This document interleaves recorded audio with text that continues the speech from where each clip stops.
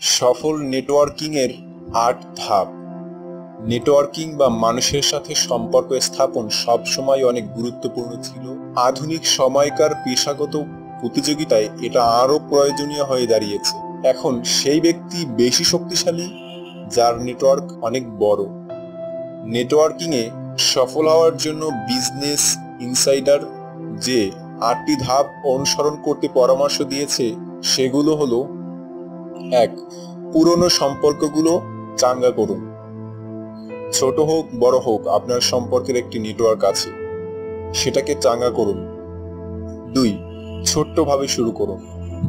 অনেক সময় মনে হতে পারে একসাথে হাজারো ও লাখো মানুষের সাথে নেটওয়ার্কিং করবেন, অনেকের সাথে পরিচিত হবেন, বন্ধুত্ব করবেন, কিন্তু এটা বিভিন্ন কারণেই সম্ভব নয়, কার্যকর নয়, সম্ভব হয়ে ওঠে না। একজন বা দুজনের সাথে শুরু করুন, সেটাকে সফল রাখার চেষ্টা করুন। ৩. মানুষকে সাহায্য করার প্রস্তাব দিন। মানুষের প্রয়োজনে বা ছোট্ট কোনো কাজে সহায়তা করা অনেক সফল নেটওয়ার্কিং। আপনাকে কিভাবে সাহায্য করতে পারি? একটি নেটওয়ার্কিং এর ক্ষেত্রে এটি একটি সফল প্রশ্ন। ৪. কাজের বাহিরে জিনিস নিয়ে কথা বলুন।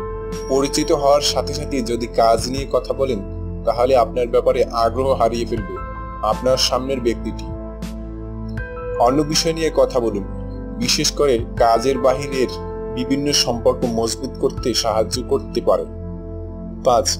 বিভিন্ন প্রশ্ন করুন। প্রশ্ন মানে বিদ্ধ করা নয়, ভারসাম্যপূর্ণ বিভিন্ন প্রশ্ন করা বোঝাচ্ছে আপনি আপনার সামনের জন নিয়েই বেশি আগ্রহী, তার কাছে কিছু শুনতে চান।